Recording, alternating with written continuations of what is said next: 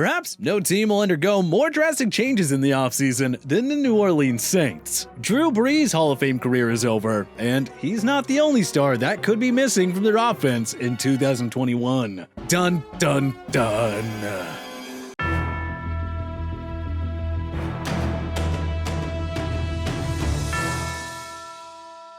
What's up, everyone? Before we start, we just want to let you know about our awesome giveaway at the end of the month, where we'll be giving away $500 cash to 3 lucky subscribers. Consider this our way of giving back to you, the fans of TPS who helped to make this all possible. To be entered into the contest, all you need to do is subscribe and have your notifications on. And you've got to be commenting on our videos regularly throughout the month, so make sure you hit that bell along with liking and commenting on our videos. If you're already subscribed and have notifications on, then all you need to do is like and comment, and you'll be automatically entered into the random draw. Good luck! The Saints are nearly $100 million over the cap for 2021. That means bidding farewell to many key contributors, and that could include 2019 Offensive Player of the Year, Michael Thomas. Reports suggest that the Saints could look to deal their superstar wideout who endured an injury-filled and frustrating 2020 season.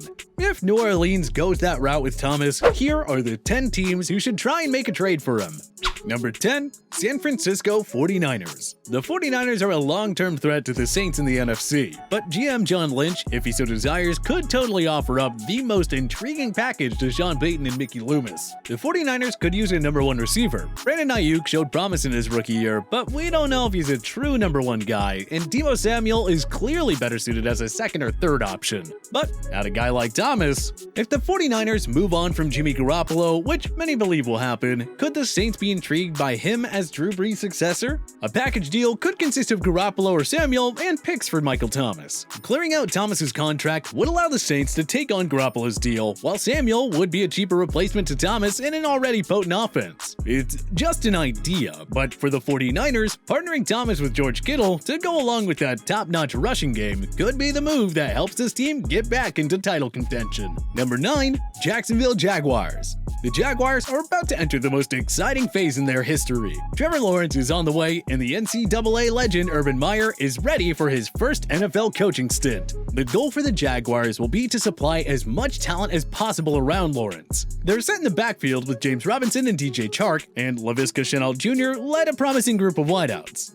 But the Jaguars shouldn't be afraid to really go for it in year 1 with the Meyer-Lawrence partnership. With a ridiculous amount of cap space and almost unlimited draft capital, they ought to consider making a play for Thomas. Lawrence will make a giant impact right away, and if you supply him with an all-pro wideout, the sky will be the limit for this offense. It'll accelerate Lawrence's development, and Jacksonville's offense could emerge as a juggernaut in short time. Draft picks aren't all the Jags have to offer the Saints either. They have several young defensive players that New Orleans may be interested in, along with guys like Chark and Shenault. If they really wanted to, I'm sure they could get a deal done. Just a matter of how badly they want it. Number 8, Philadelphia Eagles. When it comes to wide receivers, Eagles GM Howie Roseman has struck out at the draft time and time again. He took J.J. Arcega-Whiteside over DK Metcalf and Jalen Reagor over Justin Jefferson. Yikes. With all due respect to the Super Bowl winning executive, our advice is to simply address the wide receiver position by adding a proven veteran at this point. Clearly, he's not capable of drafting a competent starting wideout.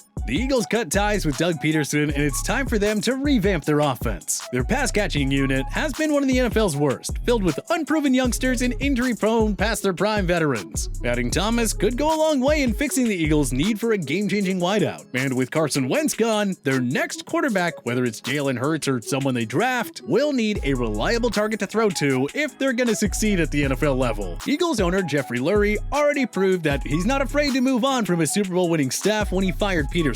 Another losing season, and it could be the end of Roseman's tenure in Philly. He's on the hot seat entering 2021, so he's got to stay aggressive and take the win-now approach. And adding Thomas would fit the bill perfectly. Number 7, Cincinnati Bengals. Yeah, we know. Wide receivers hardly in need for the Bengals, who have young studs Tyler Boyd and T. Higgins to build around as AJ Green prepares to depart in free agency. But we have the Bengals on this list because we feel like it makes sense to propose a swap of Boyd, or maybe even Higgins, for Thomas.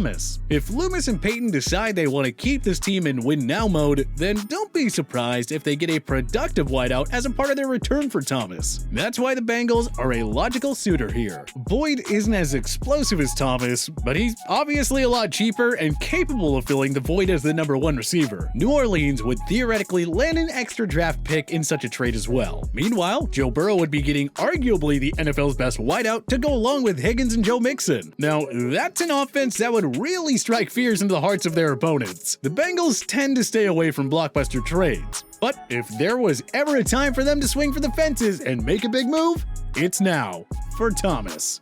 Number 6, Indianapolis Colts. Philip Rivers retired after 1 season with the Colts, but the team quickly replaced him with former Eagles quarterback Carson Wentz. Now that they've got all that figured out, next up on their agenda should be an upgrade at wide receiver. T.Y. Hilton, who's been their best pass catcher over the past decade, could leave in free agency. And even if he re-ups with the Colts, Hilton isn't exactly a #1 guy anymore. The Colts are coming off an 11-win season and a wildcard berth. Wentz could make them even better, but only if he has the right group of guys to throw to. Michael Pittman Jr. and Paris Campbell have shown flashes, but they're not enough. The Colts' ground game is already lethal, led by rising superstar running back Jonathan Taylor and a stacked offensive line. Now, if they could just find a way to add Thomas to Wentz's arsenal in the passing game, this offense would be truly unstoppable. They'd be that much closer to the AFC's other 2 powerhouses, the Kansas City Chiefs and Buffalo Bills. Indianapolis is in a great cap situation that would allow them to take on Thomas's mammoth deal too.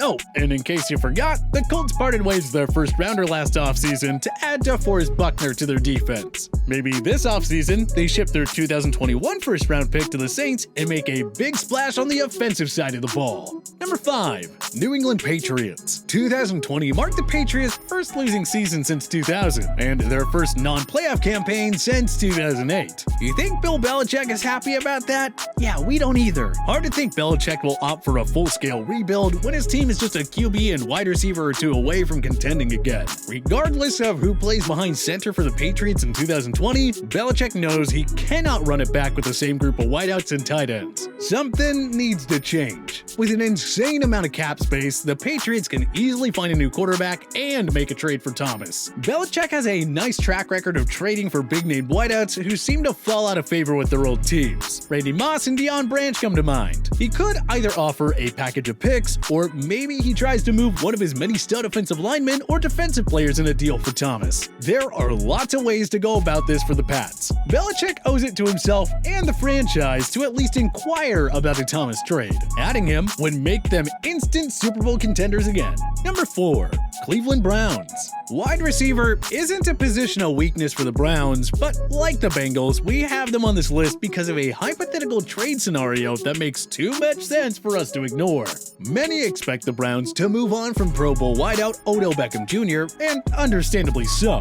The offense managed just fine even after losing him for the season with an ACL tear. They can still flourish in a run-heavy offense with guys like Jarvis Landry and Austin Hooper still around to catch Baker Mayfield's passes. Beckham and Mayfield simply haven't been able to find their chemistry together. The former could use a fresh start, and if the Saints trade Thomas, well, they'll have a needed wideout, and that's where OBJ comes into play. Beckham is a native of Baton Rouge, and he did play football at LSU. You have to think he'd love the idea of playing in his home state. As for the Browns, they'd be doing Mayfield a huge favor by giving the 2018 first overall pick one of the surest targets in the league to throw to in Michael Thomas. That's why we propose a Thomas for Beckham swap. Both guys could use a change of scenery. They're both in their primes and on hefty contracts, so why not make the switch? Though the Saints should probably get an additional draft pick in the deal. Number 3, New York Jets. Whether the Jets retain Sam Darnold or draft somebody else, they simply have to bring in a new set of receivers. Their best receiver over the past few seasons has been Jamison Crowder, who's much better suited as a number 2 or 3 option in the passing game. They also have 2020 draft pick Denzel Mims, but he's still a ways away from making a name for himself at the NFL level. The Jets left Darnold out to dry for 3 seasons by providing him with a terrible supporting cast. Blame Adam Gase all you want, want, but not even the best coach in the world could have made do with the guys New York has deployed at their skill positions. If they want to get the most out of Darnold or whoever's playing quarterback for their team in 2021, they'll need a high-quality wide receiver, and that's exactly what Michael Thomas offers. The Jets have a ton of cap space to go along with all those draft picks that they can offer up to the Saints. Their future already looks that much more promising with new head coach Robert Saleh. Now is not the time to shy away from making a move for someone like Thomas, who would help this offense find its footing immediately.